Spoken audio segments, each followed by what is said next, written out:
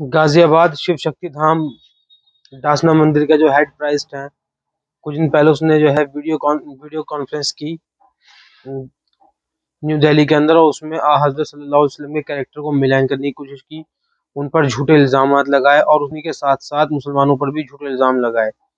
और साथ ही साथ उसने जो है दो कम्युनिटीज़ के बीच में एक झगड़ा पैदा करने की कोशिश की। इसी के साथ साथ इसी तरह के लोग जो है ये काम बहुत वक्त से करते आ रहे हैं। जब उनके पास कुछ नहीं बचता तो वो इस तरह के झूठे इल्जामात लगाते हैं और लोगों के बीच में जहर घोलते हैं, दो कम्युनिटीज़ के बीच में जहर घोलते हैं, उन लोगों को ऐसा महसूस कराते हैं कि ये एक दूसरे के दुश्मन हैं आप लोग, ठीक है।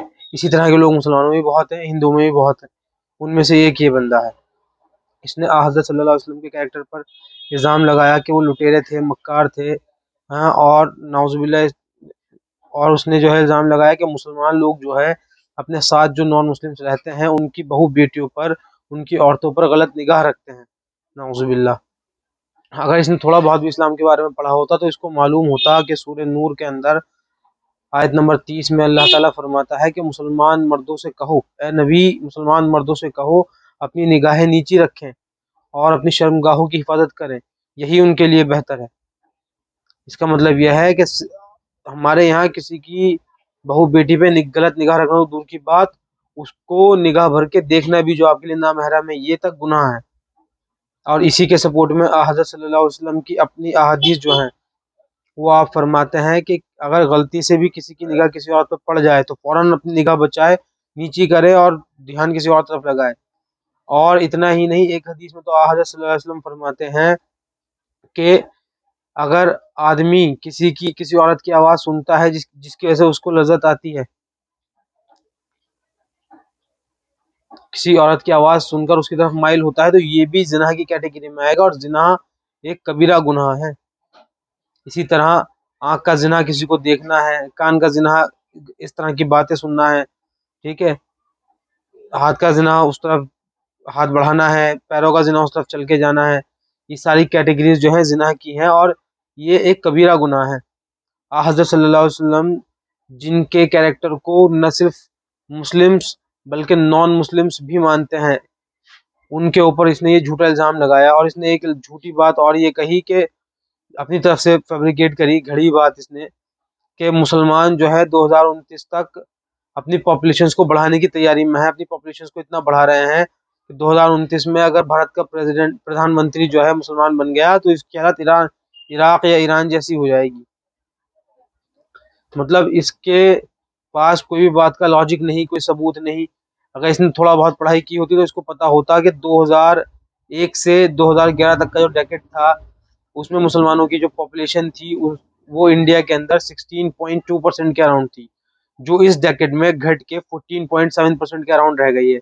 इसके बावजूद भी इसने जो है इस तरह के झूठे इल्ज़ामात लगाए कि मुसलमान अपनी पॉपुलेशन को बढ़ा रहे हैं। और हर बार जो है इसी तरह के लोग झूठी बातें करके नॉन मुस्लिम्स के दिल में ये डर बैठाना चाहते हैं कि वो जो है अपने ही मुल्क में अपने ही मुसलमान भाइयों से खतरा महसूस करें। हज़रत सल्लल्लाहु अलैहि वसल्लम के कैरेक्टर के बारे में जितनी डिटेल्ड बातें हमें मिलती हैं 1400 साल पुराने कैरेक्टर होने के बावजूद भी, उतनी डिटेल के साथ किसी और पर्सनालिटीज़ का जिक्र हमें नहीं मिलता। इवन किसी भी रिलीजियस पर्सनालिटीज़ का जिक्र हमें इतनी डिटेल के साथ नहीं मिलता है। जीसस, मोसेस या हिंदूज़ के यहाँ पे जो वो है आपका पर्सनालिटीज़ हैं, रेस्पेक्टफुल पर्सनालिटीज़ हैं, उनका भी इतनी डिटेल के साथ जिक्र नहीं मिलता जितना जिक्र हज़रत सल्लल्लाहु अलैहि वसल्लम का मिलता है। उनमें से एक भी सही हदीस आप ऐसी नहीं ला सकते उठा के जो इस बंदे की बातों को सपोर्ट करती हो हज़रत सल्लल्लाहु अलैहि वसल्लम के खिलाफ। उनके पास बहुत सारी चीज़ें हैं अपने आप को प्रमोट करने के लिए। गूगल तो मुसलमानों का नहीं है ना, गूगल तो नॉन मुस्लिम्स का है। उस पे आप सर्च करें अगर जाके, best human in the human history, पूरी इंसानी तारीख का सबसे बेहतरीन इंसान कौन था, तो नंबर 1 पे हज़रत सल्लल्लाहु अलैहि वसल्लम का नाम मिलेगा। वो तो मुसलमानों ने लिखा।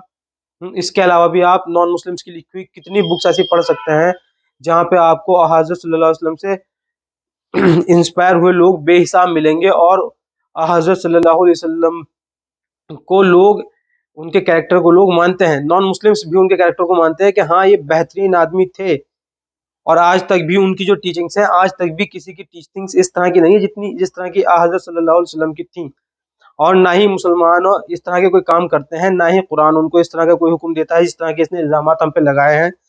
और जहाँ तक बात रही काफिर कहने की, तो काफिर सबसे पहली बात तो कोई ऐसा वर्ड नहीं है, नोटोरियस वर्ड नहीं है। काफिर का मतलब होता है वन हु डिनाई, इनकार करने वाला इंसान, मना करने वाला इंसान। और इसने खुद ही कहा है, कोई मुसलमान जनरली आप किसी को भी देख लें, कितने लोग एक दूसरे से, मुसलमान और नॉन मुस्लिम से एक दूसरे से मिलते होंगे दिन में, आज तक कभी आपने एक दूसरे से बातचीत करते हुए सुना है कहते हुए कि भाई तू तो काफिर है, हाँ, ये तेरी बात नहीं मानते हैं हम, ये तुझसे झगड़ा करते हैं। कितने लोग एक दूसरे को जानते हैं हम सब आपस में, लेकिन क्या आप जनरली लोगों के अंदर ये चीज देखते हैं जो ये बंदा कह रहा है? ऐसे लोग जो है जहर घोलते हैं कम्युनिटीज के बीच में, और यही जहर आगे चल के दंगों की वजह बनता है। ऐसे लोगों को सजा होनी चाहिए, लोगों को मिसगाइड करने के लिए, रिलीजियस सेंटिमेंट्स को हर्ट करने के लिए। और और क्या सारी बातें बुरी हैं इसके अंदर, अच्छी हैं क्या? ज्यादा से ज्यादा बेहतर यह है कि आप ऐसे लोगों से बचें, ऐसे लोगों को कम सुने और ऐसे लोगों के खिलाफ एक्शन लिया करें। एक्शन से मुराद कानूनी कार्रवाई है, ना